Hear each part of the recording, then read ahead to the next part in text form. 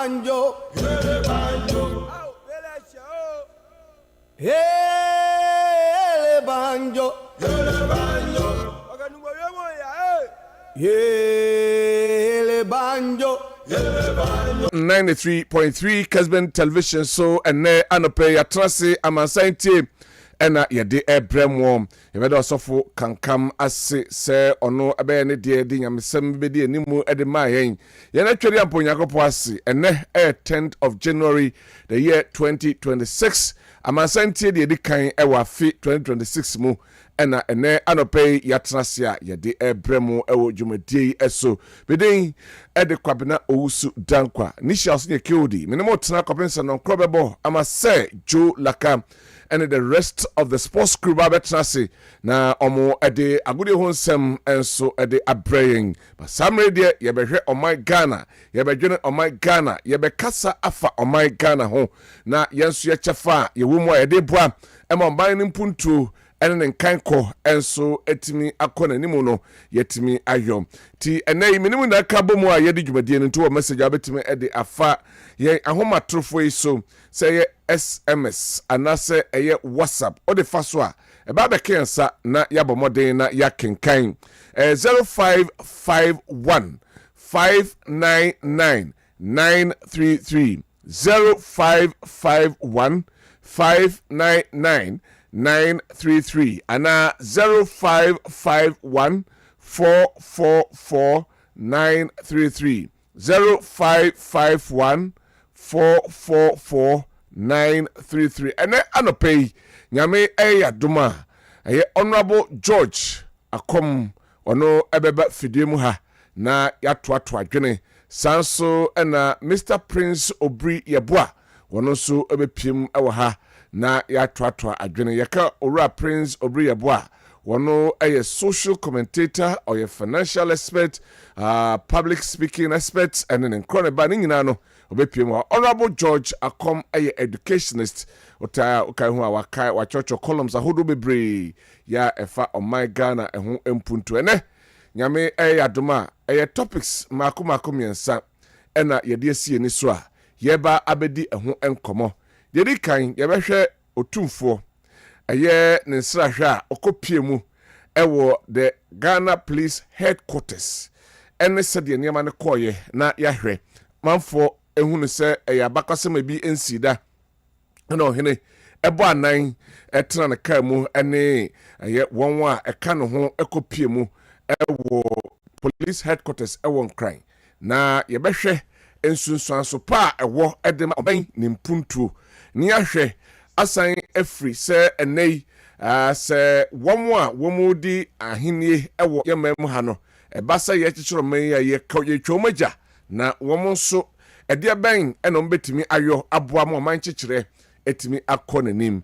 ebe saade no ede afri sa empempenso no na afi yasan ahwe ono so ne nsra odi kopie mu ewo Bank of Ghana Headquarters a womasi ne foforo ene nsam a wode etudwa na yahwese ede ben fasodem ene benya ede aboa ema omai Ghana mpuntu etimi akọ nanim we eye topic no emu ebaako afi yebehwe the New Year School since 1948 ena Ghana ehyaase se ye New Year School ne botan nyina se kane nanke yehwe aboa ama nkurankura bia omani eni won ho so titire fa nwomasuam ene ne makaika ka ho no omani abom ho no wahwe ho ehunhia se wo se wo mu etimi edebo mabrabo na boa emma wo mu asetra ne mpuntu ekonanimo no na o my Ghana so enime ekọ akire no ena manyosem ebewurawura mu oman chichire ebewurawura mu ye boaboa nimdefo ye boaboa aye wo mu a omoka bie wo mu ewo aye yemam ha afa boaboa amanyofo ano ye boaboa civil society fo ano na owakọ akohia na omo achomadwen ye kaise 77th anniversary ena yedi ye enano anase ye guso ayedi o New Year School nim emu no they say ye behwe sense so papa ben ena New Year School ye kwa ekokoye mie kasa anase ede mfasodie bi ede ebrain ene yibenya daje na yewrasa ensem nimo so na yaka ho ensem afei mesan ebusa abegyafo yi se omoba ebe afi a etwemu yi sanye makoye edema His Excellency John Dramani Mahama ene na mamuo no ni ahwese sen na Ghana ye kro yenim anase ye bayachi ene nti betimi do message ede aba 0551 599933. But before that, yemfa yemoboso kakra, some kakra epiem ewo yememo we ye friend news review. Ye review kakra bi yenche na afei yaba na yaba abetwaso enso ewo ha. Enei odi wani echem ewo tano aye mpotem ho meka Tano district. Enei de abeto dwanse galamsey activities ena enei ase nsuo wo ha ase nsuo a amanfo benya anom kra ho ayede nti amammebu no wo krum ho ene mpeyifo ho nom asese mpeyifo ankantam a won beye ye kyerkyerkyernche ede etia aban ene ne nkrofo se won ayenhwe han emenei nsuo eho eseye yedi kan de atodwa eya nam de todwa e kasafidie so se nhwemu aba se ya mmomode entu anamo amfa galamse ho ene se ya eseye nsuo a ebedu 2030 say 2026 mfie na ya de animu no gisa Ghana ye kransuo sabre ya kase bi kra e na omanom ba ebedu 2030 ne de gisa omamuni nyinada ye kransuo e na ya nom nti yetu ho anamon sen eno eho ensem enso ha omampani His Excellency John Dramani Mahama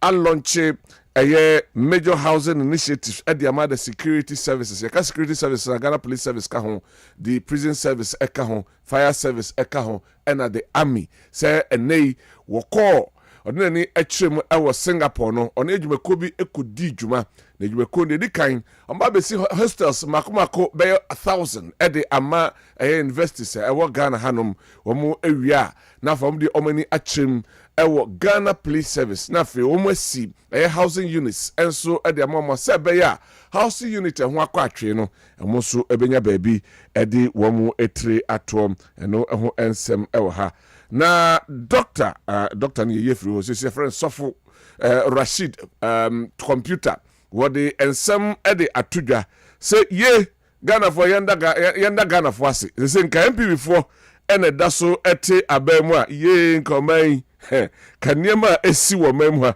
enye asem kuma kra kanei Ghana ya twetwe because isi kasam no nka atọ apia ma yehu bia yemfa enko eno ensam a eye sofo Rashid computer wono ede atu adwa enso ewo ho na meyanko mampani ede atudwa nano ena wokoma eye services beka Ghana police service obo modern na okomo mo eye equipment ye beboa ama mo policy na etimi akọ esrom ena wodi tudwa se the equipment amount say ye police ni a fako ye adwuma edemfa so ebeba Ghana so na emum emfa enkoye enema asabio emfa fasodie bia emma odi hunahunu amanfo di popo amanfo dabi eno ento asumum eno eyensam a omampene His Excellency John Dramani Mahama enso ede atu adwa enso ehonom na enei obekaya MPP primaries no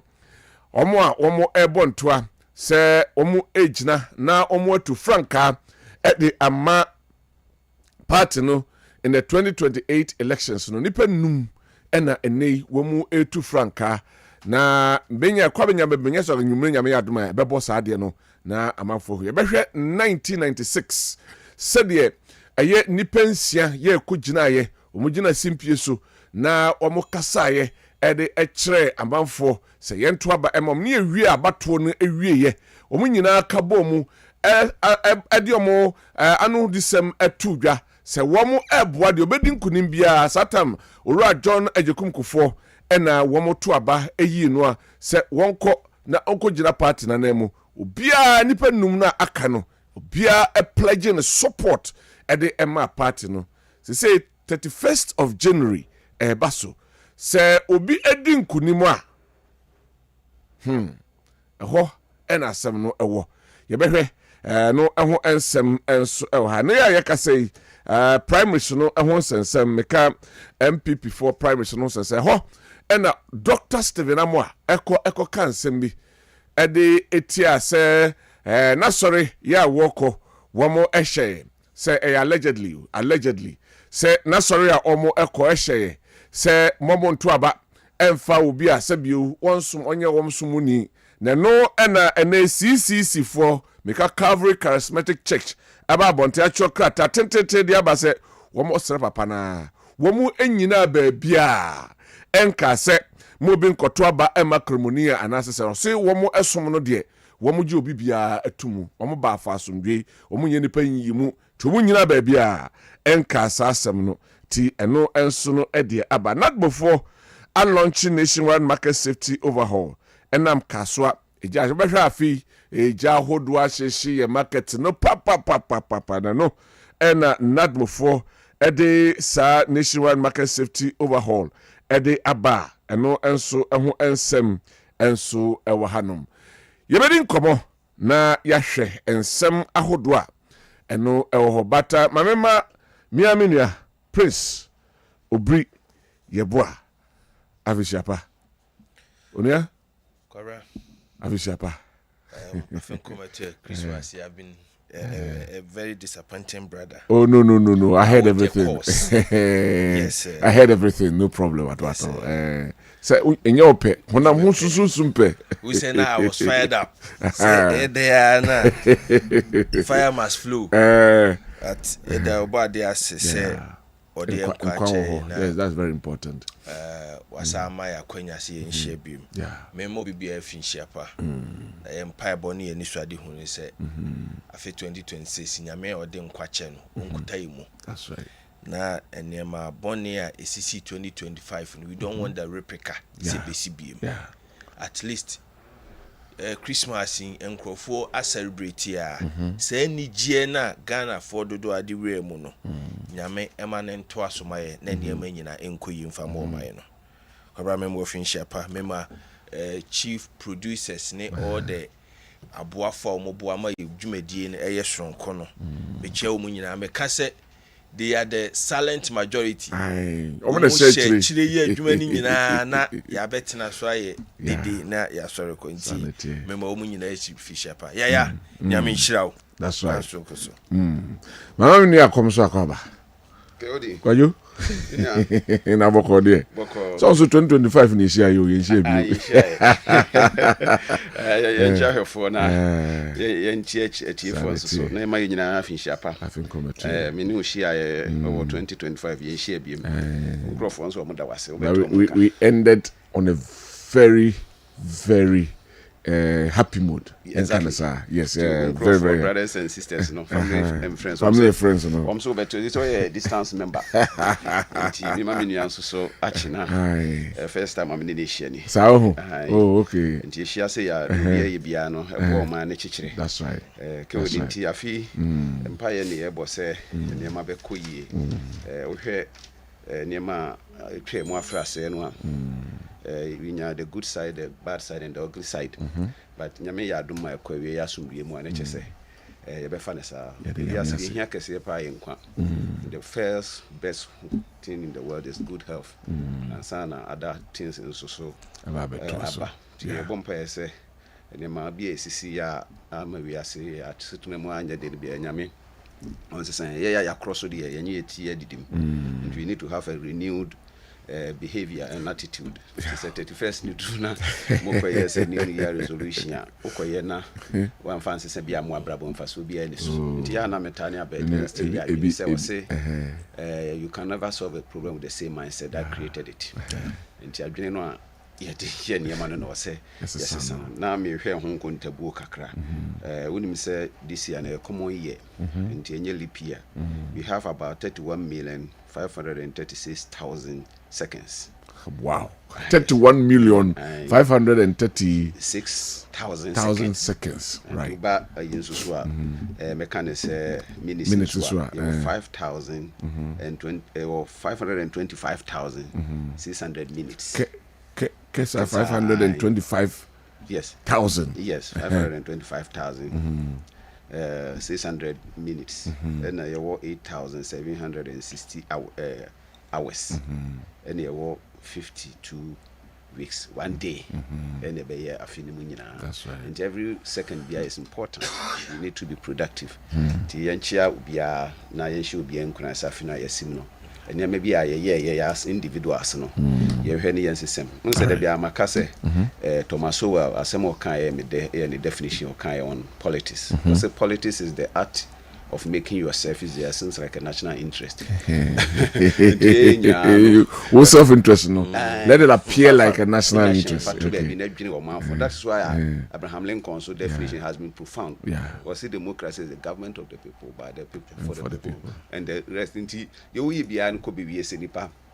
Ebenya ho mfaso ti nananom asofo traditional rulers any amanyofo obi a wo akwanya bia so obo man chichiri bia no afi ye nyina yenka yetim pram ho ye yi a ye omsempa na no ye da tano no so ye da sebinum ti ye be shi obi enkran akyerkyerefo adwumayefo across all sectors mo bia finchiapa ye simu ya ntiasem de niema kakra wo ho unse wo de kan ye ho da bia ya kan many times a natural course but the animal ye ya ne se ke odi so bi nu ni mfie so no ofiri mu a now the consequences in terms of say niema a waja kyire no hawa e dey ba obi a we breadwinner ofiri mu abusua no ne ma and so many other obi okra no and adwuma wo ye no contribution wo make to the country no is very enormous now no yenua pani ya na wo ma hyebedwam won so so efiri mu ya ma abusua ni nyina ya akọ yenua no mo afigya se yenya na so de se etimeka ya mo nyina so so ya akọ na na so kọ afra ne ntimatintini mu enti ni nyina no ya de a ye bompa ye se obi a wokọ bia nya me de ne kra ebesi no na ye papa Kwabena Kessiase ye de ye timi nka bra me na sese ono so contribution wo ye ni mfidi a watintim ni other areas a oboa ama wo ma no so so aye de apagyanti ye da o munyina ase sekyera fam place madeshi amu wo honso so mechia mo wo da bia futu mpanimfo bia o muma ya kwankyere ahemfo akese a ye no mhia o muma ya kwankyere da mo ase me dese ne coincidentally you be discussing more on chieftaincy. Yes. Ni ekwan omufaswa. Omubonti be masafo twebwa kodua kuma woman hene nana anopa mechia wo na menchia uraso hene nso so menya chamfo mechia no na yenchia opem so kotoko nana jama bomu ase so nhira woti ke wodi de meka o na menchia malam ya malam de mi hu no since last meeting ya chia wa ha na menu anso so memo na baso so eshepu the democracy of the country his contribution as a social analyst na me share obi afi ke wodi amen nti me so yen chassis to the way na yen hwe diri kan yen konkohwe opimso university na odikopiem ewo IGP and I say police headquarters na yewia yakọ Bank of Ghana enso opimso so okopie ho no just briefly na yeba yade yen enkomodidie no enso ahyehye so yenko yen hwede ekoso ewo ti we eye time opinso ekokopiem ewo police headquarters na ohwese the police for no oma ho fama na omo assisi omo ho na omo parade enyasem kuma kra eho mala be ya me enko bebia ne kasa ne baaye no na yenhwe one or two things bia or the etudwa na afi we akọ Bank of Ghana so nyakohwe ensem kakra eno so odi tudwa na yaba na yabedi enkomo no eye ni ahwe the role of chieftaincy especially in national development, peace keeping, financial institutions na yahwe ensem ahodoa eno so ekotodwa enso ho de ensem ahodo bebre ena odi etudwa yenti ensema apimso edi etudwa mechanism based on the cardinal principle that culture to create an interlocking mechanism based on the cardinal principle that culture cannot do without the police and the police cannot succeed without culture. So, culture without law becomes nostalgia. Beautiful stories with no teeth. Law without culture becomes false, effective but brittle. One shapes the heart, the other restrains the hand. A society that restrains only the hand while neglecting the heart merely postpones order, disorder. As the king and embodiment of one of Africa's great enduring cultures, I've seen culture at its finest, and I have also seen it at its worst. I've opened up the deliberations of Amansan Ntie and our traditional councils to the global media so the world can see how genuine customs resolves disputes peacefully, preserving relationships and dignity. I've also seen how distorted tradition may be used to justify violence and impunity. What we have seen and done reinforces my belief that when authority, traditional or otherwise, employs disorder as a tool, it has abandoned legitimacy. Custom was never designed to protect criminals. So at the Etuja, the headquarters of the Ghana Police Service, in crying, and Odensem to Yanko Bank of Ghana. So na yenti in Sem Kakra, and also this is not the new wing, and ye pikibi na abwa for the basis of our discussion. Tianko Bank of Ghana, so Nyanko he, sama open so a kai omra, one the Bank of Ghana governor. Dr. Johnson Esiama Eshaye and Sama wadi etudwa efa yesika semho ene Juma Bank of Ghana abo ene dia o expect omo say womo ebeye yenti di open so e kai say ekradwa na mama yahwe eno so said the open so ede nensem no ede etudwa enso ehonum enye ekradwa di open so e kai ene se enei yehwe omai se ebetimi akonanima okay yenti nsema ode etudwa enso however nana we the governor of Bank of Ghana Dr. Johnson Esiama and some of the tudwa any nana we remain careful in all these not to confuse improvement with performance with permanence. Exchange rate stability is not something that can be declared. It must be earned and earned continuously. A currency remains strong, Nana, only when the real economy beneath it is productive. Only when the economy beneath it is competitive. And only when the economy beneath it is disciplined. And that is why we see the city's performance not as a victory lap, but as a responsibility. Sustainability, Nana, as your majesty rightly implied in your question, rests on deeper choices. And let me name a few: fiscal restraint instead of excess, production over consumption, exports over imports, and long-term thinking over short-term comfort. Ideally, this citadel should be a fortress, insulated from the strings and arrows of political warfare. Whatever it is, we should think twice before we do anything which has the capacity to cast a stain on the integrity of the bank. Sure. I will appeal to the nation, to both sides of the political divide, to give the governor, my son, and his team a chance. Give them the respect and the space to perform their professional duties. Support them along the right path and offer counsel as necessary for the good of the bank. Sure. This is our bank we have entrusted to them. It is our lives we have placed in their hands. If they fail, we risk collapse. Sure. If they succeed, we walk in wealth and glory. Thank you, my son, Governor. Sure. And thank you, the deputies and the management board. Thank you also for the MPC and the executive. Sure. Thank you, management and staff. May we be showered with the blessings of peace, prosperity, wealth, and happiness to the glory of God and Mother Ghana. Thank you very much. Sure. we open so in Semnibia or the Etuja. Asamba ko kaya enise fro bibia trim say enkobenya enka interest rate no above from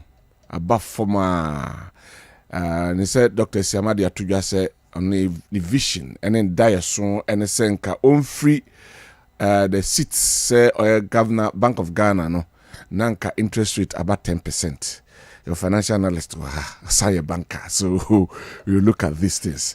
Mamesha same for every Prince na yenhwe the historic visit of Ohene to these two institutions.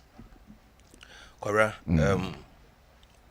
mamena wase wakwenya sonkwa wode amame na anytime etia konyo echi na miti opem so se wo kasa na awosen egume ene mpempi asemba akwa meka ne se nyame ema ne nyinkyere na nyame ma ne enkwa ahoden wo because he is such a pillar se oman no elusu na ya hwere adekese nti from a distance ye can nipa ba ko pa makomam mpempi me bompa e pa de ma no kurum ha nana kan so we ni kaya betime edikai anika betime edikai yes okay yours Kwabena I whenever the king is speaking sometimes busa mo say na ensem efiri nanumu ba no ya na efiri hen ba me ya na makai se ukokai tro na wo si de onim nyansa no ontwema awurade no no ne beboa no nti de wa na ye de ne tena so no wa dinigidie ahye nyame mu enya nwanwa se Ghana fo nyina efre ne King Solomon so wo hwe na visit okọ enkran ana se Ghana ye national capital na wotwi mu a se de animdie for kano historic na dedi kai okọ Ghana Police Service so wo hwe oman no architect aye nyina ye de chichire de atose yemfamu oman na emududo na ye pick from your chieftaincies so wo hwe ye security arrangement na hwe asantefo ene Ghana for all the other tribe groups emra na okon ewo wiase the way ye set up ye security arrangement ya ewiase ko nanim no eno a ne abefa ye de practice democracy no enti se wo penkrofo e wo special nimde about ekwaye fa so bu oman any security mu entotoya ye hemfo na Ghana ye security nsemu untimi nka abra wo be yasantema ye den afri mu because we control the pivotal part of the nation Ghana all the regions no dudu na ebewie ha central eba eastern eba western region eba bono eden eba obekọ the far stretch of atebubu north kwa baby wa obenya say ye ne north fo so ye den share border enti anything related to security of this country should it negative happens to Ashanti region eba affect o mamu ni nyina enti na visit e okoye ene ensema odi tudwa ede ma wo mu no eye very novelty and it's a timely call na advise the security agency say omu lift up omu security method because ene ewiase esesa Kwabena sa ukwa aman bebre mu a twam enhu se police ni yeden ejina kwa ho they have developed artificial or mechanical ways artificial intelligence oni ho ba de besi bia no omutimi yeden ehunu tracy crimes ema those aman no and the crime rate ewo from ebiti say Dubai unhu police si ojina kwa police ni jina kwa uko Malaysia unhu police ni jina ho uko Singapore but these are amaya bribe sem yeden enim entina na etu omufu say they must lift up the policing regime na omuwom then he talks about the integrity Ghana for nyina ewo negative perception or some Ghanaians was some negative perception about the way your security agencies conduct you. What can you some Ghanaians? You mean okay na improve. My job about some now because perception index in the buy no. But in all we still have some minority here. Yes. Ghana for do na agitum say the integrity and the quiet that some of our policemen or officers there are a lot of question marks. Na untimi ntia omema abra wuni gidie the police system no any the judiciary mu enti yehene the king of the Ashanti efa kwan so etu a police for no for say they must uplift the image na omanya no and I said the soaring image na ekofoma amagana for ni gidie omu no omunfa kwan bi so na omon left ne said be ya Ghana for ebenya gidie police mu se wo hwe nansan Kwabena na betena se na osofo na oye morning osofo kankam he was mentioning issues about Lumba Yera Kosia Sewan the team legal wife wo hwe court cases ye ba ye ne ho a ya akoye te say ye state institutions na ye de mra ma wo mu say omu na nhwe emoa atenetene no gidie wo mu ye den ekofom nti se opem so to Ghana Police Service for omu ntie na sopam na omu left emboa en lift omu image said the be Ghana ni bia nim say sa asem tunu no okọ police station a through the police and the court system obenya atenetene anya saa necessary niema no an totona kwama tempia no dodo na afamra ne de yeden ehye wo munsem enti na obeti so obiti social media was so do asem be court de ene fa eda ho I don't want to mention name now mo mention na me man credence but it is getting to a level stage here sometimes back and I say emre kwa nanim a yehu nyamesom ye gidi say kay primitive way ye niam no it looks as if enema nipa bi ye de mra hye omunsenti no dudu na gidi da so ye den say ekohonum enti Ghana Police Service and all the other state institutions ye de mra ama omu se omumu amo ye ho ban no they must uplift the standard na Ghana fo nya gidi omu now me de be call Bank of Ghana. I was so much impressed when Obo the governor's audio na o make statement say we must not take the improvement na yenya no economic gains in as a permanency. Mpempi wa anya careful you be confused with economic growth and economic development. Okay. The two are not the same. Economic growth and economic development. Okay. Ni nyina anye den enye pe.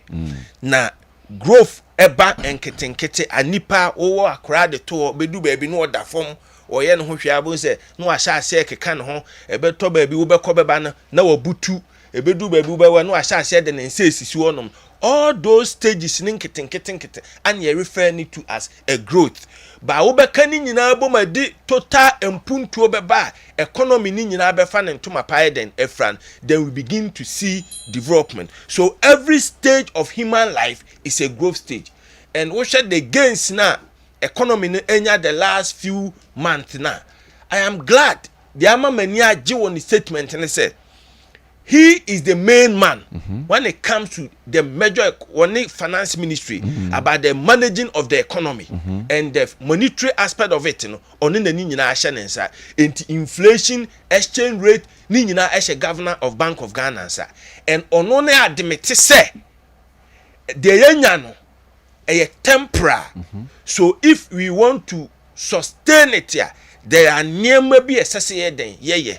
Kwabena, it gives me so much assurance say ye nyina man support to aniema bekoye empempi ya na social commentators ne betna especially the two political class NDC MPP betna ha asema papa yi kan on kan sa by he being in charge of our economy can kire say a temporary growth ana eden yenya sustainability ni eden yenya enti he took it from a time and then Nehemiah shrinking. He needed to sustain it. Then, move forward. Now, growth no sustainable into permanency.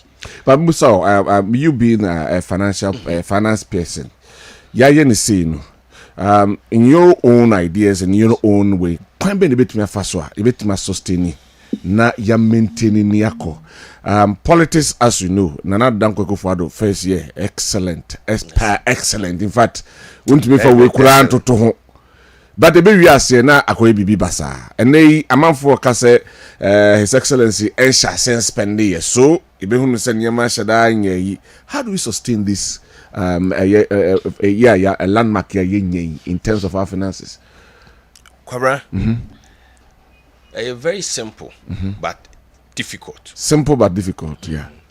So osha obia bedi akunya na within the first year no na appointees edi no krepa the more man no. See, akujina appointees no so. Yes. Okay. Most often than not, the problem is not with the president. Say in fact, if you want to define leadership in a broader context, then all actions now lies on the president because when you study law, the principle of vicarious liability, say me appoint to say kodi dwuma bi na se niema anko ya me na me appointee no appointer no take responsibility of the appointee's action. But nukuro ne say empempi na first year in office everybody wants to impress enti obia yere no ho na oye na adwuma from second year third year they begins to think about the position they hold, how to go back and win the next election. Enti do honoma na kona no akate. Asha see pie. Ubusa every most economists Adia Mahama the second coming when an appointees na ya economy na see so much transformation is that they've been physically disciplined. I am not using the word physical strength. I'm referring to the tax and the economics one. FIC no. Aname. Physically. They have been very, very, very, very disciplined. They have been prudent. They have been very transparent.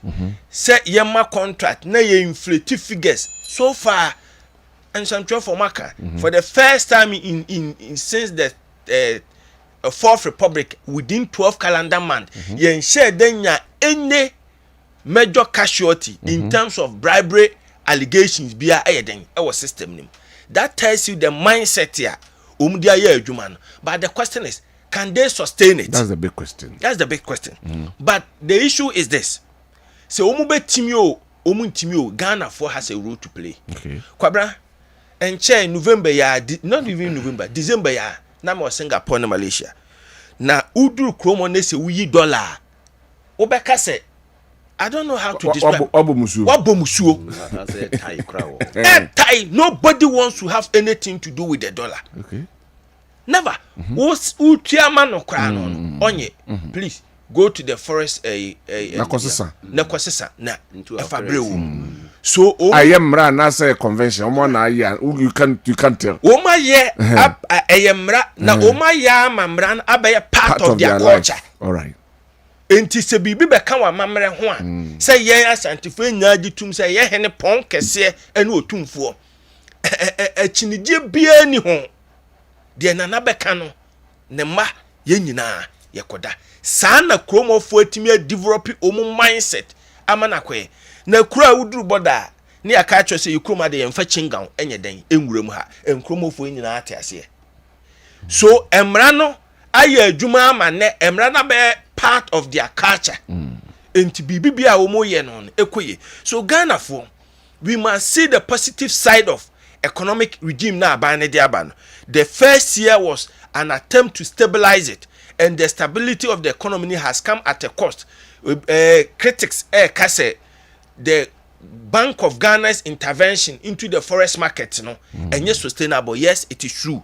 Say emre bia na obam no yentimi nya nkosi awie, but he needed to do this. Said the benya stability no, then other factors na ka ho and ono an submission mu wa admit said the improvement enye permanency and no ni baabi amani gie ye den efriba enti all the other sectors of the economy 1D 1F former regime de baye no afen esese yehu so mfaso. The factories near BN they must start producing. Ghanaians must accept their own. And kukwankete Kwabena we are near Jina Bontia. We talk a lot of positive things about this. Programming yakabebre backyard farming. President Ekai somewhere July.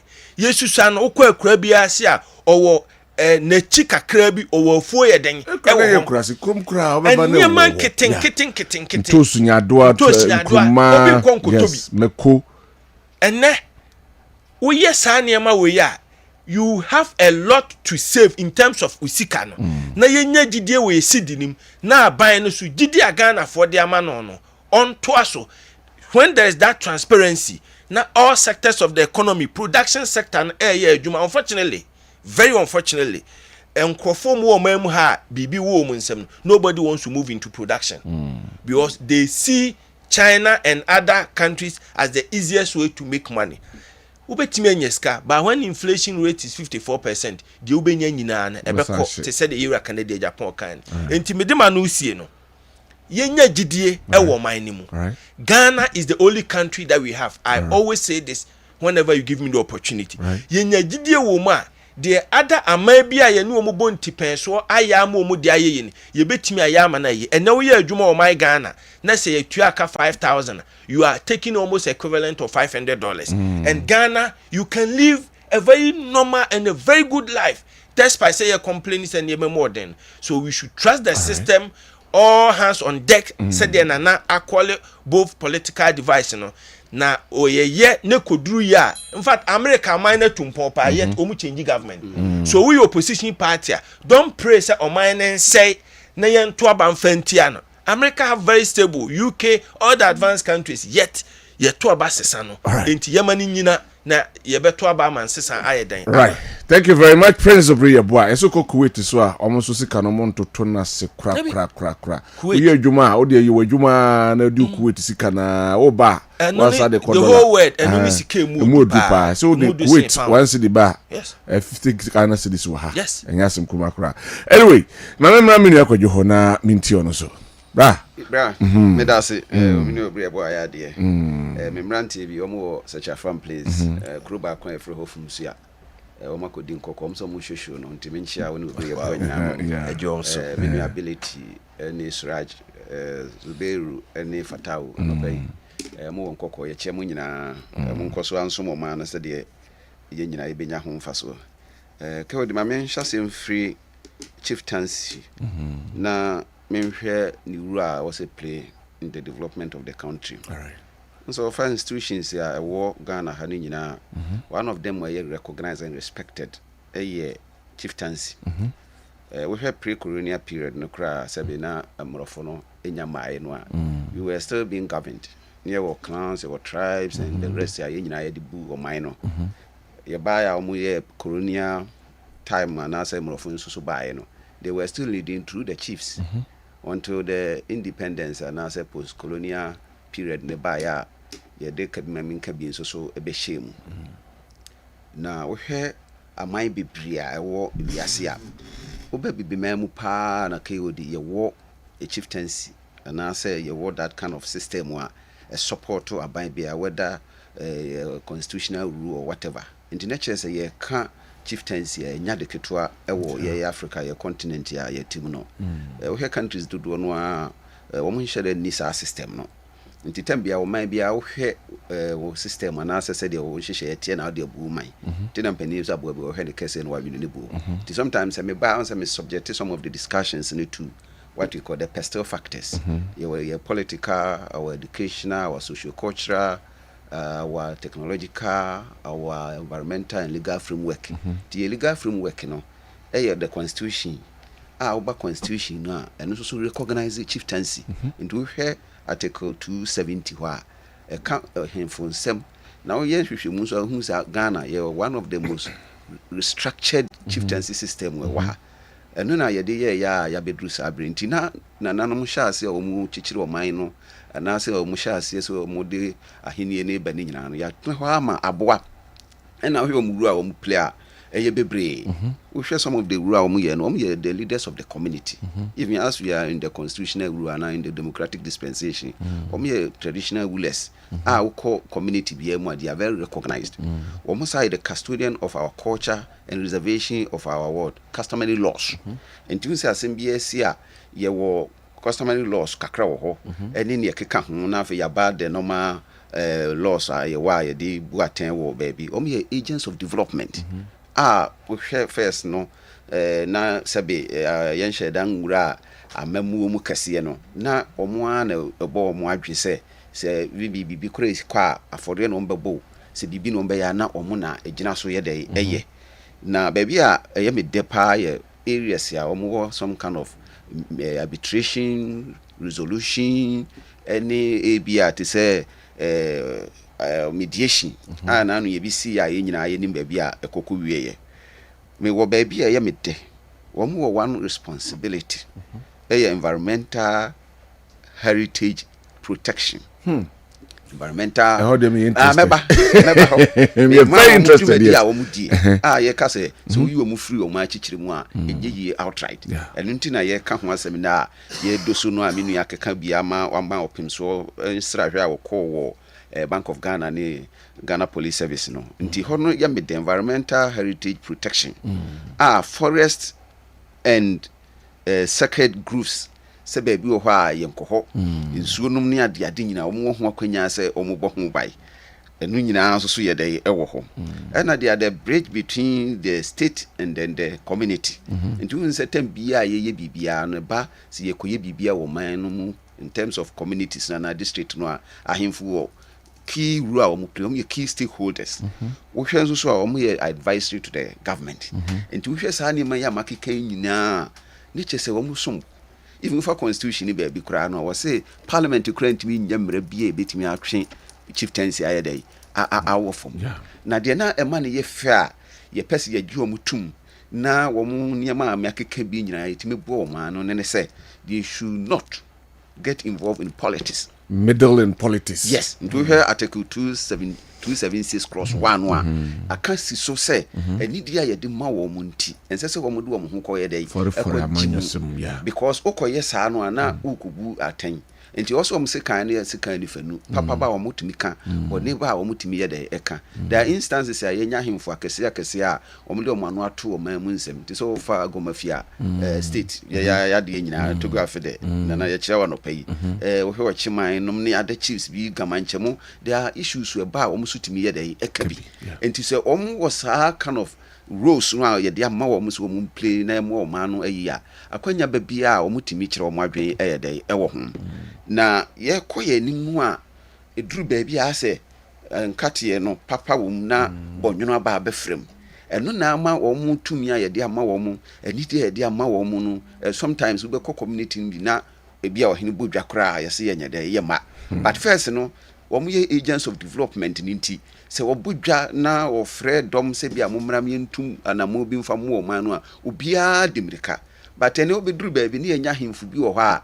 wo mu de wo mu ba instead say wo mu be ka o man no eyedie wo mu be ka ne ebetima boa wo man no unity cohesion ne ade no na wo makogina fa bi eno no sa no keka koye animu ana ama binom sabe asa ni dia ye de ma wo mu no ya de akofom but ye se bedu across bedu asa wo ye de ya chieftaincy ni de entimi mfiri ye ya setenem by structure any by existence enti ya de a se akwanya ba na wo musu tu anamo bia wo betu anamo sa de mpuntu baba bebre wo ha wo ko mu mantam ne wo mu mansini mu a wo mu ahihye ne ma ebo wo manfo because opim so ba ni first a year odi ba any educational fund ya ebi ni manyanya mu scholarship enya wono nkom ya mia bebre enti se akwanya ba na wo mu tu anamo bia wo mbeka bia no nkrofo nso ye dey etie because omu live by example or can say be was say traditional authority remains relevant when it works hand in hand with democracy development and the dignity of the people and the time bia no say na ye democracy a hene no e woni fa na aban so sabe ye to abayi nkrofo mo fa no ye kase ni a divinity ba but it call nim koduru ba bia na afi ye be show the power hona ya na the rift e dey e ban hona na person busu question kakra ho say where do we draw the line because do be a democracy ni and I say me fan say presidency and I say administratively me fan governance in nature as against tradition me can we in line with me fan say gold ho sense me am see ho sense me bedu baby ohene wo ho then authority from outside comes menya concession ha me be yedwuma maybe na ohene na say di kro kro no onya way. How do we draw the line? How do we marry the two? We get the full benefits of these two institutions. Sir, na me ka ho na me pese. Okay, all right. Ndi na me ka be ho ba. Odi awura mu de ma me mfa no preko. Esipai. Unse mutual respect. And two sides of the same coin because some of the lands now are vested in the traditional authorities. Your state lands is vested in government.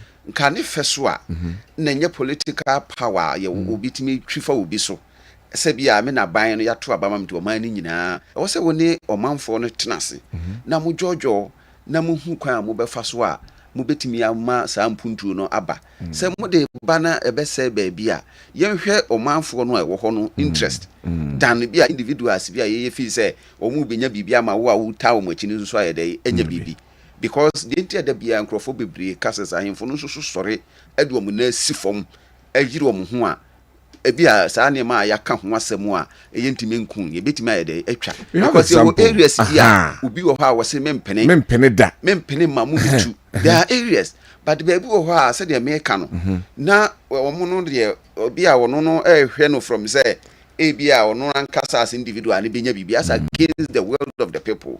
Now we are be who could be war. Santia Chim Aguguya Centrana. North. Where on Central Bank. Now, Rantiano, any or him for no dia bunny. Say almost almost person be mine buho.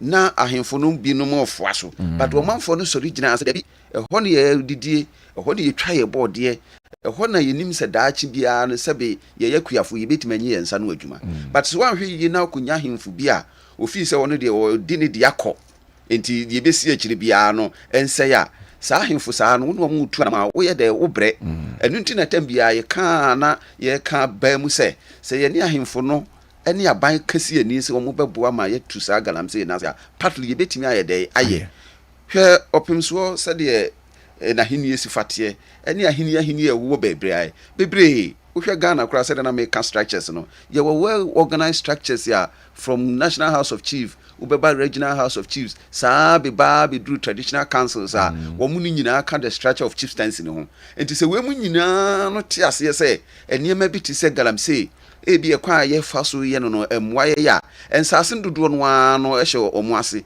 dodo no anso omo nkrofo na ye dey ete ho enti so omo biem hu se da bi se ya hwe yie na ye manfo ebi enso aye nom ensase aye do ni nyina na ye se no a omo besa ba su aye dey aguye so but said the makan one hwe ya na otranko ye ya na hemfu bi wo ha omo de omo agi na wuo enye daachi ho na omo ye de omo dwene enti se base ye kanu in chieftaincy in that larger contest ya omo a very big role to play ene ye ji omo tum constitution ji omo tum sabe ye hya abato ase na se democracy makra na ye ti ho a mekani se ebu ye man kama wo hwe areas ya makekan ya obia wona sede a wo ye wo ba bia wo no so ne mpasu awa na se ne mansi na ne mantam ye de ewo enti niam bi se ni ba o se ye ti ase se chieftaincy no one of the most respected and one of the most recognized institutions in Ghana ha enti kobase wo mu tu na mo bia e wo impact and nti na nkrofo so be hom kan no maka ko ho se o se nya interface between the government and the chiefs na eniam bi ye fi se enko yie no omwatimi aboa because almost so wo customary laws wa almost so de bo omo ho bai now me come back to opimso nsrahwe no won say tambia no me a symbol of kind of diplomacy so omo ko ba bia na se omo kodi dwuma bia program no anim ye de ebenyam efisi bu om dada menye sure se ye be ye program bi ewo oman mu a yentu yen samfre ahemfo en omo konso a eniema a omo de tudwa no ya de nkabo mu ye de eba because they don't wear the political spectacle apart from few ones bi omo de omo atiasi omo de omo mfa ho because omo de omo kwa omo hwe se oman no progress any development na de ihia omo enti so omo mafutuo amaban no anase institution bi a as an example a omo be show no emankrofo so ye dey etu hu anamon na nansra hwe wokoye wo hwe se de nhyemude ni ye eni se de amanfo wo ho eni se de omo hu no ne kwan obetena ase ma adwumade ni ko wa no a o mafutuo bi a o mutie se de na me ka no there have instances a waboa ama even kra me ka se wutie some of the conversations a ye ko ye de say epic no Epic crown would dimwakotene. And said they had Gina to we are singing no. Say a basse or two and a movie, we are singing in terms of image. Whatever the pennyphobia from Manonia or Maba, the investment a who do I day abba. And ye locally say, oh, ha, Nasa be say young Herman in free one son, near tapo nim dear, ye tina futu, na ye ditch or manua, Nina bois, but once could do baby say, Nebinum dear near quack from a different angle. Sa de onu kwa na ye frɛ no but the bia ye kasa him fuchiri e bi de biachi equally you recognize chief bia wo man but there are levels enu ntina na make national house the structure wo no ele wo ho na onye wo bi se afi na bia ye be kasa wo bam dada wo hwe Asante Kingdom eni se ne na menu ye kan ya enipa ne bibiri wo ha ahemfo no bibiri wie ni wo ha across all the country people ha woni hokra ne hemfunu bi eba even outside Ghana cry wo countries bi wo ha eba se wo die dwumadi bi a woto ne nsa edai efre wo mu enti wo ye symbol of mekane say the country obi anim se eba se wo ka bibia carry weight enti anamo bi obetu bia no ye okoya woni Bank of Ghana governor twetwe nkɔmmɔ yi ɔno nso so wɔ akwanya sɛ wɔbɛtie no na sɛ wɔn nsusuye bi a watumi aka bi de ayɛ dɛ aboa sɛ de na me bobɔ ahemfo no bi there have been several times a ɔmo akasa to the economy bi a ɔmo kasa ni bi hɔ ahyepu some of the development and some areas bi a aboa ma ɔma no nso so atumi afa ne ntema paa yɛ dɛ afira nti ɛmi hu sɛ ɛba sɛ obi kɔ saa no a yɛde ani bɔne bɛyɛ dɛ ɛbɛhwɛ no I know sɛ chieftaincy a yɛwɔ Ghana ha no efe ba ye koye nim no ase ye yama saa ne man kitinkiti bi di ntitimu saa ye de aba because o ma bia ne sa somru fidwu ana krama nya dabre se oti o ma mu na somdu ni mu a enye enti se koba se ba bi ko na ba bi wudidi a enye fe because enu nti ne basa no mo present tentem ya no o mutu hu na mo but se obi se ebia ye hu we wo soro ana ye hu we wo fam ti ase ebia ye de ani besa no mpanifo so dodo no ani sade wo so ntakrache eno ye niam emwa national unity cohesion because asem bia si a ye wo ne ye koka kire no ye se asem wo ese chiamia no asem wo so ese wonyina no enti ni nyina ye niam eka ya amane ne ya amamre ho enti niam bia ye bia ye hwɛ se ahemfo no ani dia ye de be mom na wo mo nso so a wo mo pese wo mo bring the name of the chieftains into this dispute niam kitinkiti wo mo ya ama respect ye ma hemfo no kofom no wo so hwɛ se bi obi nya kwanya no wote afidie so a na afei wakeka nsɛm ebi okra utie ne kasa nkrofo okra timu sa sɛ de na utimi nya kwanya bi di ahenie yi ye ma sika nka sɛ na 20 yemfese meto enu nti na opimso se asɛm ba no odi wo efikesie mu a wo de tutu nsanie ni hwɛ sade no a wo ye no emfa basabasa nya de ema nti unity ɛwɔ man mu a ema ye hyehyɛ nyina akoso and one of the areas here this ankabo mu ba no ɛyɛ ahemfie anase the chieftaincy because e betima ba se political divide no ensem bebre betima sim but say ahemfo no sɔre sɛ ɔmo bɛfrɛ atu ɔmofo a etimi ma sɛ bia baayɛ de ɛtɔ nti yɛbɛbɔ na ba so sɛ okɔye wakɔkyerɛ na dwen ɛna afei nso so okɔye sɛ the program no ɔmo gye ne ba no ɛyɛ example next time yɛ tuya nsanso afrɛ ɔhene foforo bi a ɛnya de foforo bi sɛ ase bi a ya yenyi mu program bi a wɔde yɛ de ne yɛ do a set example a yema enka ho na omudwumadi a yede ahwom nsasa ahemfo no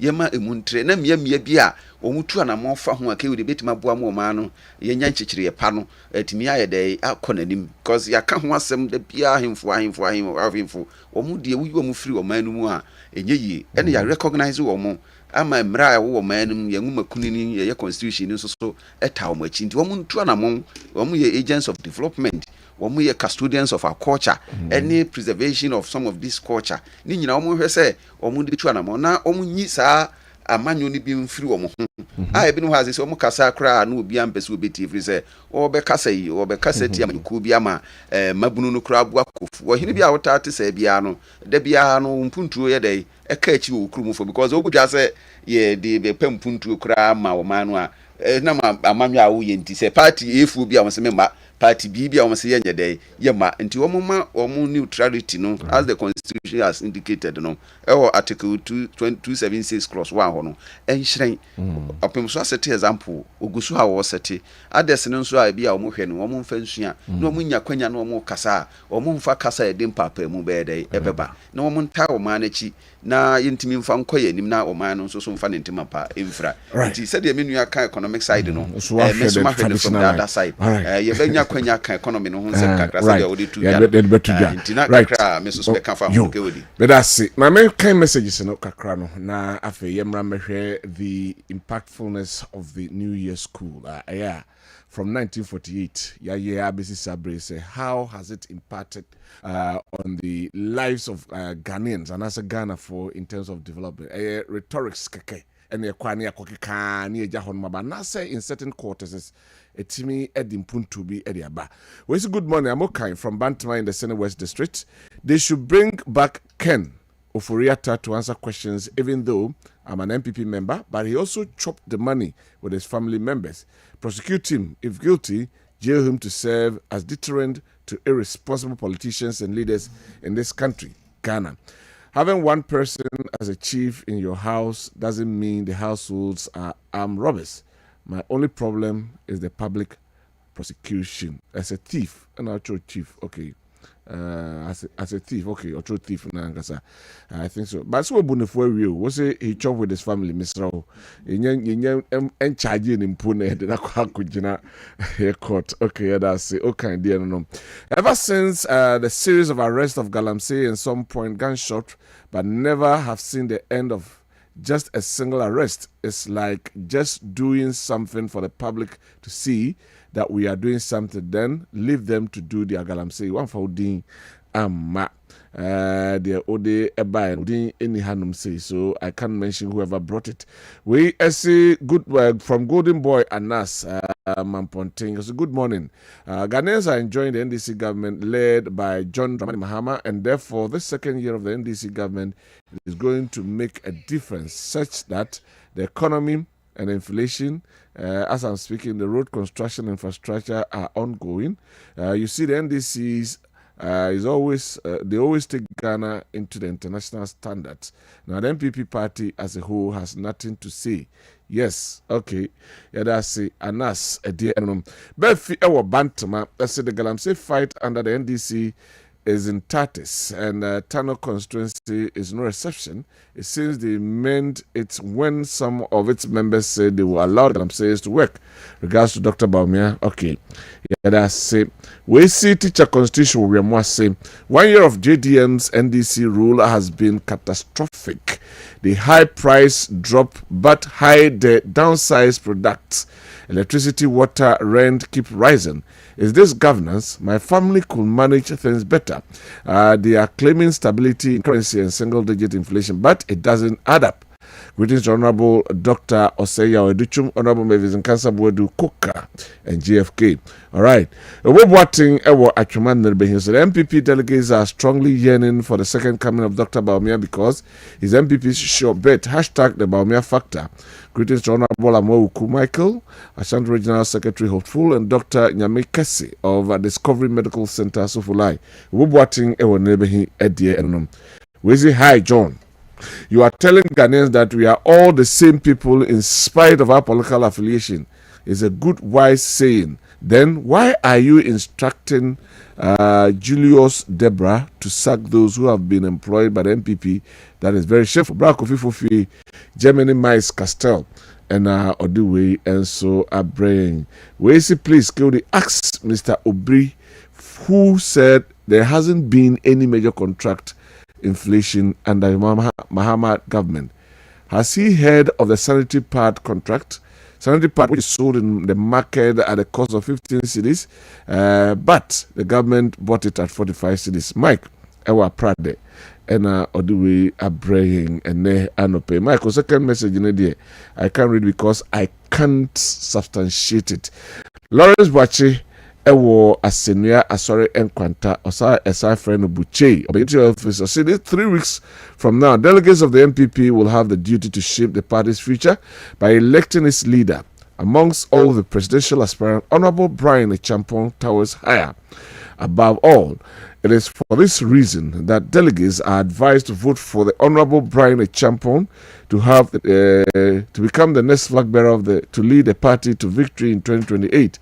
Brian is the hope. Brian is the future. Long live Brian. Long live NPP. Long live Ghana. Okay. Greetings to Offa Alex and his family at a senior station. Yadasi for your message as well. We say 2 p.m. hour Sante Mampong. Also, His Excellency John Dramani Mahama has marvelously done well in his first year in office and stabilization of the Ghanaian economy. Developmental projects are ongoing smoothly. Surely, Ghana is on the right path. We never regretted for voting for change. About Papa Ba. Greeting to Chief of Staff, Honorable Julius Debra. Okay.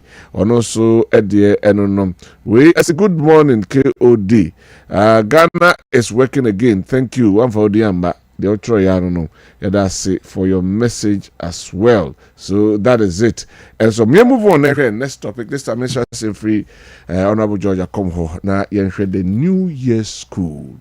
From 1948, Ghana has consistently, every year, New Year School. I think in 2022, there was some digitalization, interoperability, I know Eddie Juma, some of them have worked, some have helped to shift the country, Ghana. But can we say it has been very impactful when we talk about the New Year? And yeah, mere rhetorics. Yeah, that's it. The New Year school, in Ghana. 78 years. 70 yes. Make us a time crying in Yafa who didn't know. We heard about Kessben statutory commander. Students BSA on become Hobum. Now, draw a common one, say, Omunya Konya Macheche. About the purpose of education in near the day. Now, I feel so lifelong learning. Am I? Do you hear? Said the year can't once a check. But how have you measured its success and performance? On say there was similar platforms you did discuss national interest because that platform, a platform call for the inputs from the academia, the industry, civil society, any other day. But said now okay, be a quiet naipe na we know be a day echo. And to the also to me who they say, how have that system and I say program no New Year school no I change Ghana. I think say we need to have some measurable key performance indicators. Tembia fibia also setting ye who say a phrase hana ni ejina and some way kind na ban afamu bi na say wan famu bi. And only a dear bit my boa pa my yet who say and some no more kind and buy no atia na say wenty. If you have different dimensions here, boa a bit my boa policy formulation, any other direction I'll be a man, a bit the idea echo. But we are in a country most of our development and also interventions are being done in our manifestos. And Tibu ha ubeka yati and so yemfa because we hear said the National Development Planning Commission. Ankasa anhyehyɛ te sɛ de yɛ kan nyina yɛ de bi bewuram nyanya long term policy under the test of time sɛ bia ha na wo man yɛ nisu ade hu pɛ sɛ yɛ dai ekokoduru na yɛtimi yɛ ne such a way sɛ betima boa ama aban no yɛ very focused unse pragmatism yɛ de very key and into link you policy or the buy on 3 key pillars one meritocracy pragmatism and honesty.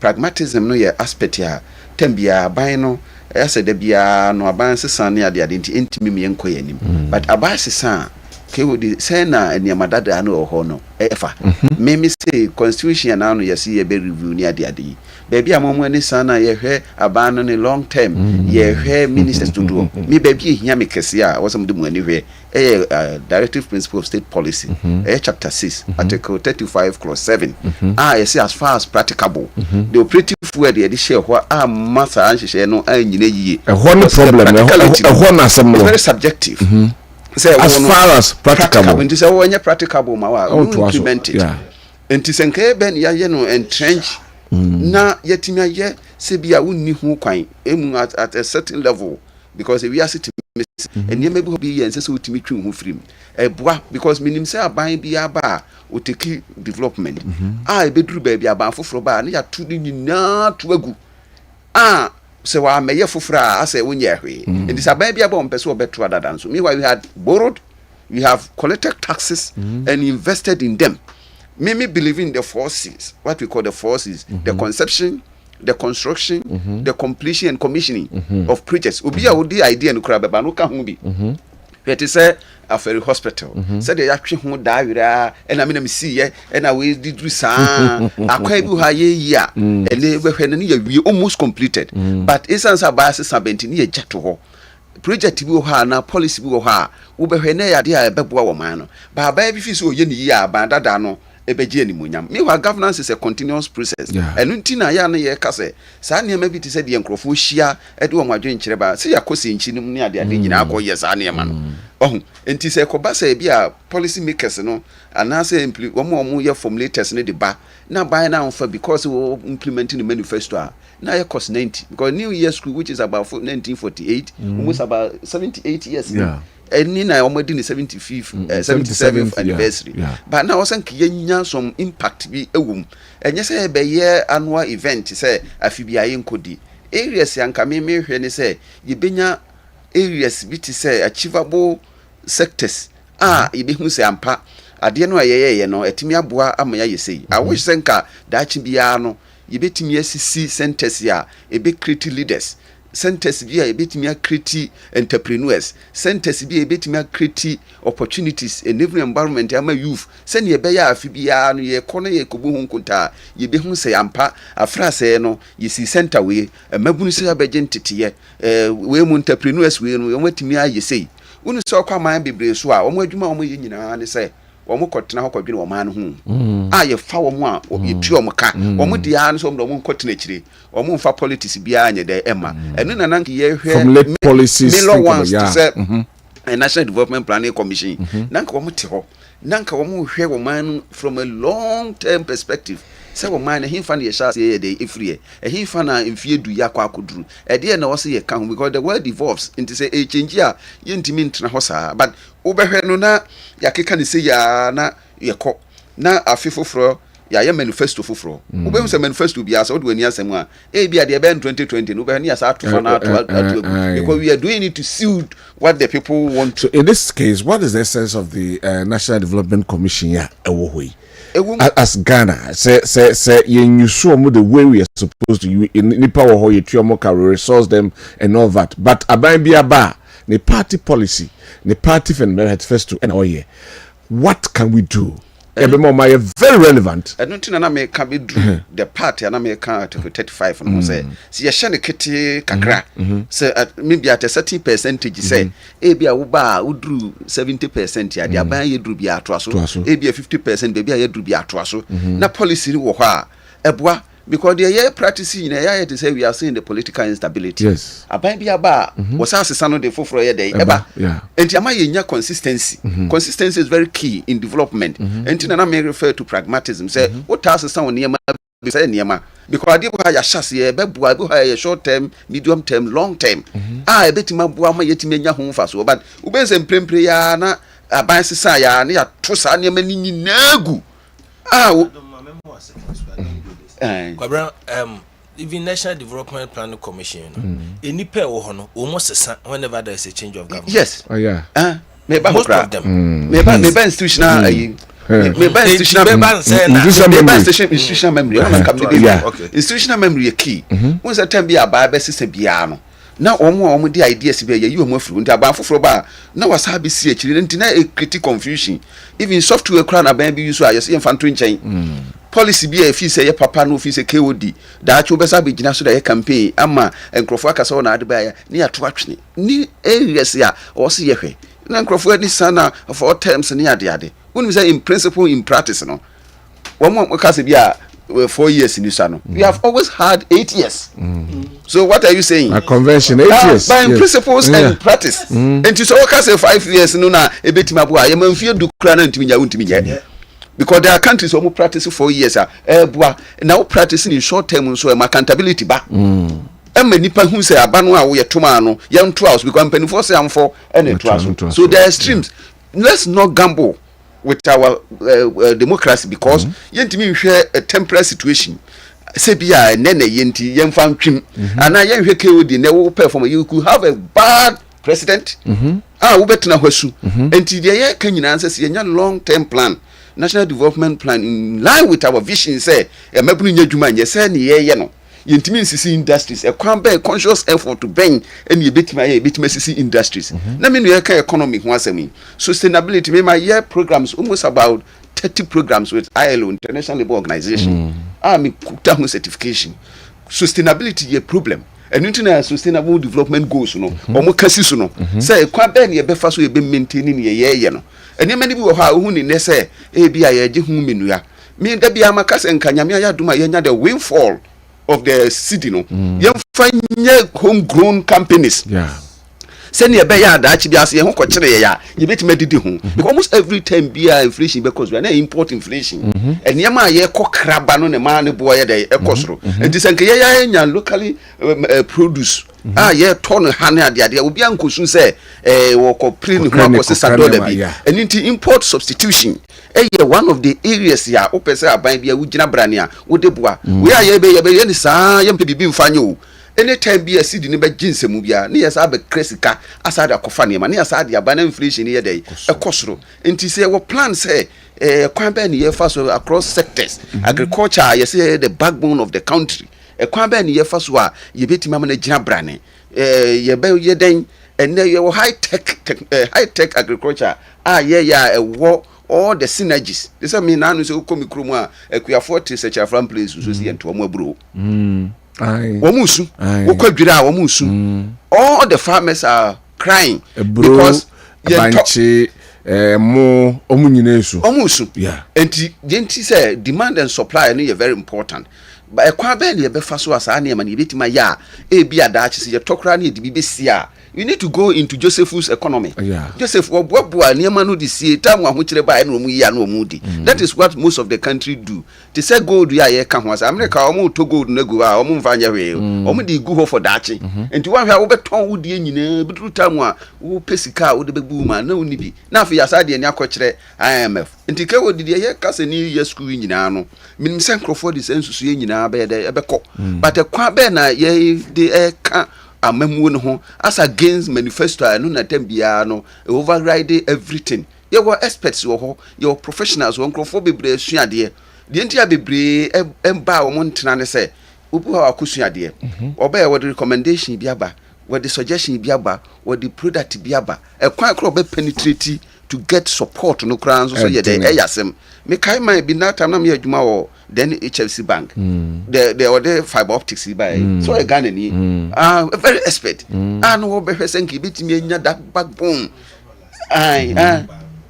me share some me IT inclined in some of the areas ya me feel say a bit my boy man no was we be na musa na politicians to so no the one for we are ma ye ono wo beboa wo man no afi bebi achi na ke wodu na yeso won sa antwe sika nsa kra na ya mani bibi ni nyina ya niema ha nti omu ko hia new year school ni se ya niema bebre ne koso Thomas Owusu Mensa papa good one good ones we good mama we ye expert na say ba bi nso so say na say we free man so nso so ba engineer ono no we free mu 1950 to 2024 yes kra ho ase na we so expert nti ye wo fine brains wo mu betimi abeboa but wo be no eniama be no de ba wo be kan obi be de ebefa ni ye school na ye historically wo ho say afibia ye ko kire adwen edin susu ye ba but how do we integrate the ideas no into our development say na ya kan vis-a-vis the National Development Planning Commission your educational system say na because education no are the human capital no it should be aligned with our vision enye se ekosua ne mega keke wo be ni yese wo mun se nya dwuma nye na bebre sa dwane ko amanone ye no ya ta join international conferences sometimes ye kan we enye se ye ketu ye ho ni nyina ye kwan ye fa so ye penim dia ye betim da shape the governance of the country and there might be anya paradigm shift about their systems or the ye bibia but had ye no politics what will be the greatest negatively impact if we continue koswa na ye ni say kwakoka na ye to ho return some lays it up with the National Development Commission for instance as Ghanaians so the problem na be recurring because you nya independence you nya da bia kra ye kase nipa kra nkoko na homiji and na makachiro say da bia mebu be say the items kind was all the years of democracies could be solved with more democracies and kiye nyini wo amamuomu adwenchiremu na ye intimidate to be na nya free mind hono esua de ne hono ko si esua de dada no enyini nyina was nka etugu won say ya na ye refer amani bi wo ha enye say ye refer ne kwakwa da bia de ntia ya me site link you no say during the era of independence or bar post independence say obesua Ghana said ye because we are a beacon of Africa yenya fa hudie na onanti ono wasaje for Dr. Kwame Nkrumah na wo hwe ne ye ne ade a or cansem bebre but he said so no call with a vision by the next 20 years it was going to transform Singapore on 3 key pillars one pragmatism meritocracy and honesty and we won na niswadi hunu na kochechire wo manu ba say won niswadi hunu na ye be ne nam hu because individual feel say o mu feel say o no na bible no kwa na be didi ba me na me didi yeah winner takes all people mu person mu show patriotism mu person mu bo man with ideas but anyhow we independence time was charged for Dr. Kwabena Owusu would watch independence nama. If you have read the inaugural address or Kanya, after he had made the statement, he said our country is free forever and whatever. No? The next paragraph was say it's free forever, but it was on condition. On condition. Condition is but Ghana is free forever. I don't go on but we need to go into hard work, change our attitude and our mindset. Change our attitude and our mindset. So, Sanya many being that's who that's why I'm starting and I'm a bit as time. And say, you can't solve a problem with the same mindset that created it. So, into women in I and Yama, Kewodi, you can't, you better her. You heard the number of times here, Yabaha. No issues are discussed, and some mammy and Sanya day in discussing. Amongst all the list, you can't be recycling.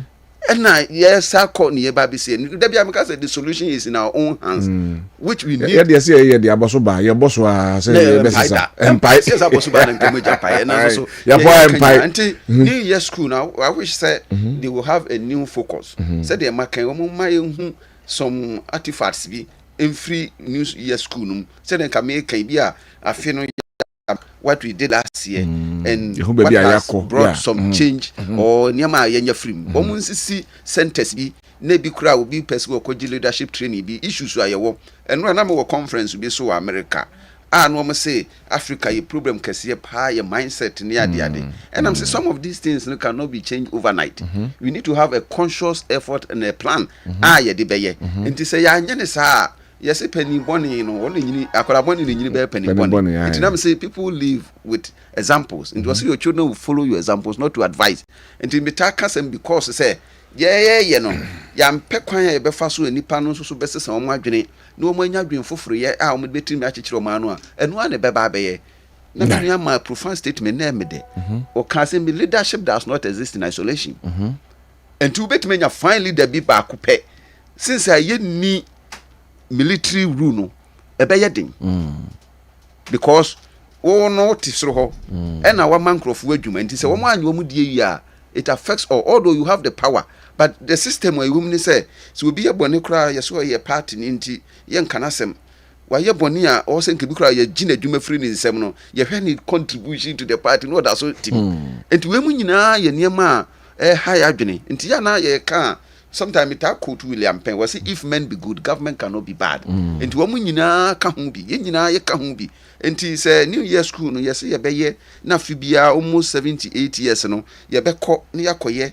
Near any measurable outcomes be said. You wear in a phrase and be a near my and a dim faso diaba. A bear the normal event here, you caught to say the platforms are good war near economic dialogue. Yeah, caught the end, here, but you should have a plan. If it doesn't have a plan, a bear Casa Nayasaya day. A coach, I will say, yeah, can we know Nesiano? You have things be on the Babama and dim for free for Friday, Abba. Right. But I say, Elder Kwekwejenim Boate say, how can we change our attitude and mindset? Strong leaders with Ghana a heart, not party. A heart. You hear strong leaders. Or more Ghana, I don't know. I am watching. My member persona, right. Mitio, attitudinal change in it. We need a strong leader. But doesn't mean Ghana you need strong leaders. Don't we have strong leaders? The base must start from the household. Okay.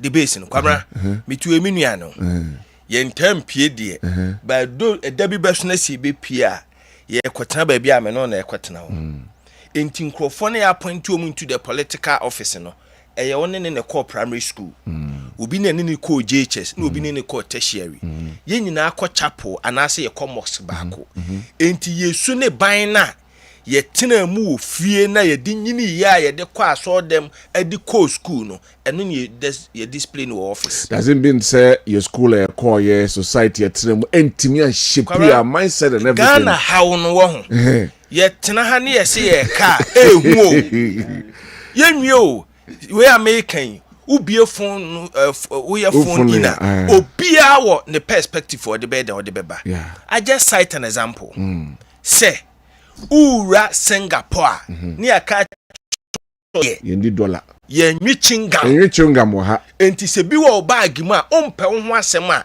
yi na fa to dustbin ye enwe chungam wo ye kuro nwi nim chingam wo kuro mu Kwabena me tu kwan bebre mako Europe mako U but baby amako amani age pa anyhow because atade e hye me eno ana akọ ho awe dey wo hye no manika na anam street ni mu obi amfa ho efin ni krom ho omukro no so kwa Africa na ekwa a unhia visa o uduru ha na e dey amam on arrival na wo call baby by oma build that culture no and minua eka omu history it took one man omu kra de omu free bibi omu friend man lion chese mu kro no yem fa mu nkogu ho na mu nkowu. That was the mindset of Malaysia a omu ti omu from yem fa mu nko na mu nkowu.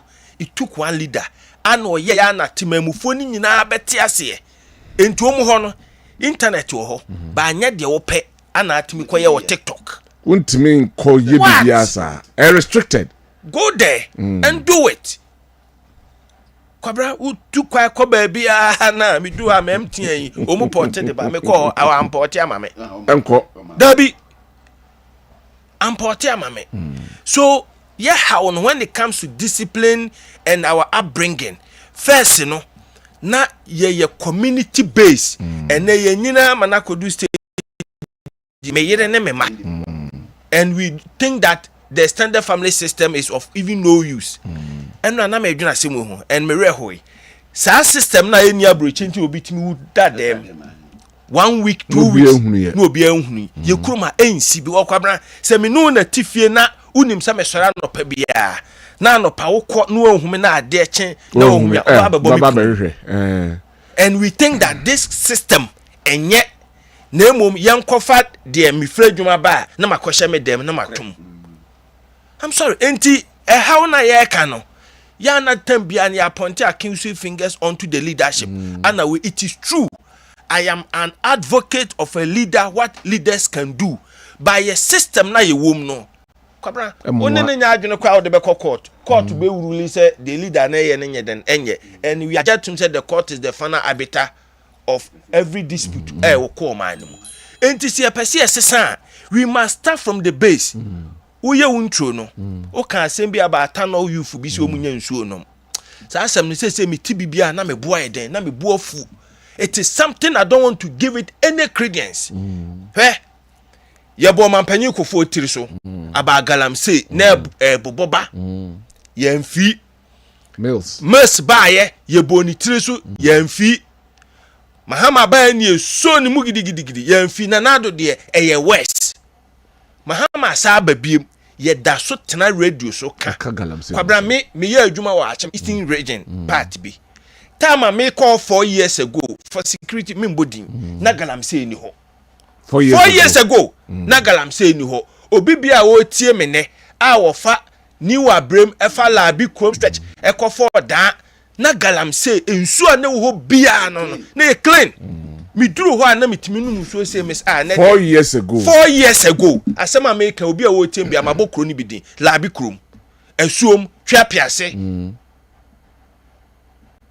na galamsey eni ho 4 years down the line every land be wo bia no I say na wote ho na wa be ka chem say wunya nsuo no Kwabena ye kurom ha ho even when the government has awarded the contract our dear international body say wo koneko initial stage inference preparatory prospecting na say community ni se won ne nya adwene a ontimi nkoho nkutu and aban balances emma obi say onkonko say water body akodu stage ya ye community fonum ye team ana yama ye mabunu no akofa nkofo free outside and unim say most of them every abonten ana aba ana wo papa no maame wo nananom saase wo mabon ho ban ya ede ato ama for so many years wakoto ama na 10,000 Ghana na wabetu awie no ase na no abeka che mahama ne na ado say unya nsuo no say hanye TV so a come issue word my so so sa ne ma no so galamsey fight ma tire wa video su no waka say yen community no yan saase and free community base armed robbery eko from Ghana because Ghana form person be so how many are police police, what are their numbers? Robbery ni kronu bi ebeko so bia na yen citizens no and ye di information ye den eko ema omo ye ba wo ti wakura ase wagye atum enipa ne ba ho day one na obebo test no huni waton school baka ho bi se wan tunsuo wo fi a even the treated water mete akotia for almost 2 weeks pipe mai ana enu Ghana water for ba na mbusa o musa denti na mai o musi na ashate na mbusa sa na nsuo be na mu treat de mai ana o mo ka chem se eye brem se minima brem nsu kura so se minima it doesn't matter how mechanically good you are se nsuo no wo de aduro guma na be ye white ya the water is polluted the same brem na ye ne ayete wona ya say everything about the river eno an ye de aduro kogu sa gata nim bonka nim na be by force white na wo de abafie na wanom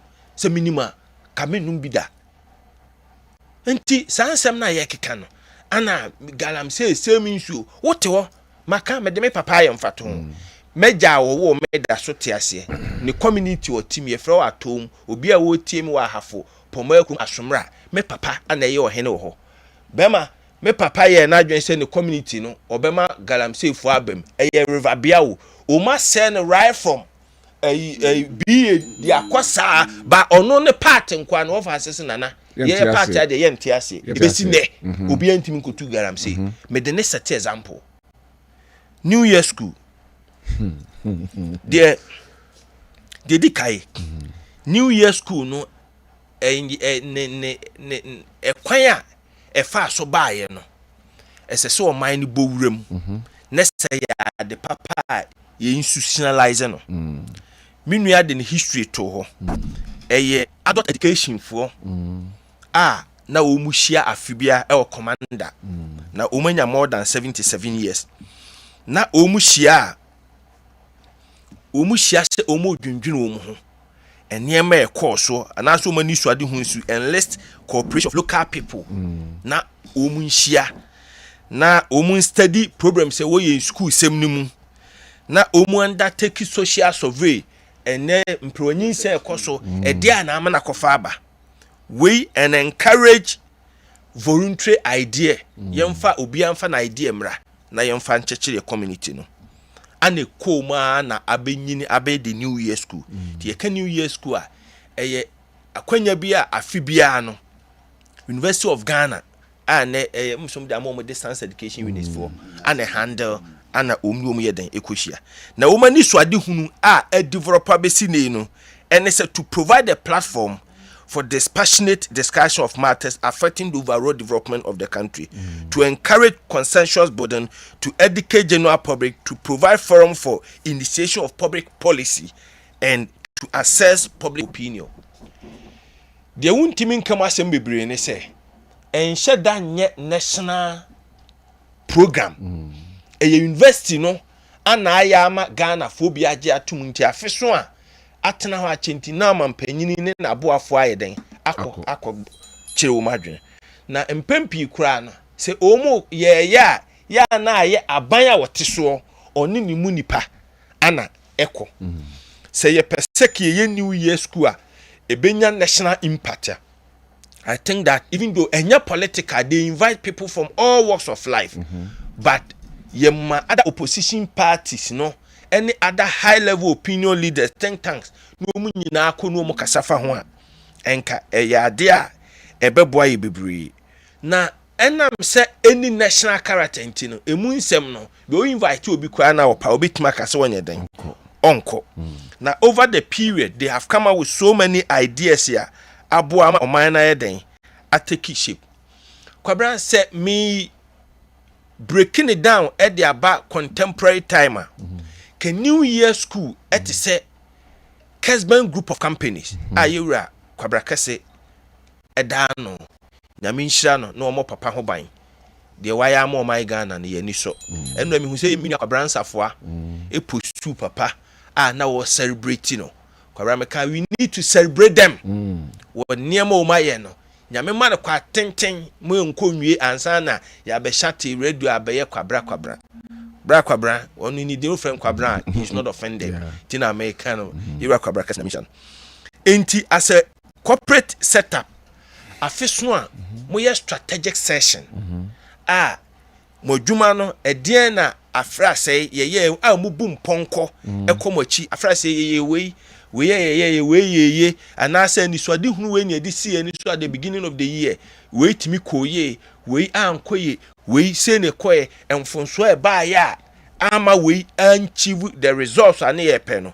enie enra me bank ye corporate prayer and strategic session ye shia bompai de nyame ase esre na ho bambo and ye review yourself. And me did this as a baby papa be at the free New Year school numa. My advice is that the government must adopt it. Na no strategic session for the state. And to share all the major stakeholders no should be on board. Mo when you the mam, what was your level of achievement? A dear na so that we can have a documented record. Nimno.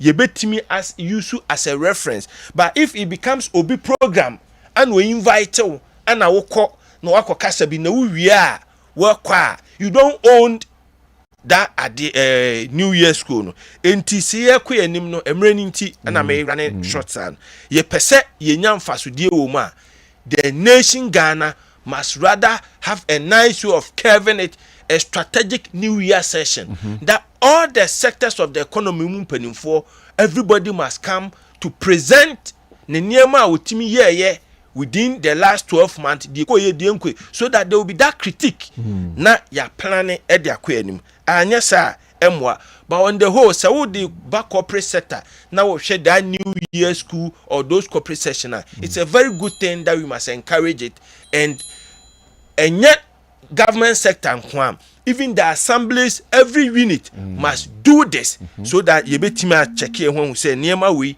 ye koyi anasa ankoi and mpempi we are interested with terminologies yakoye we near the din there then atoso but when it comes to implementation and action we do later.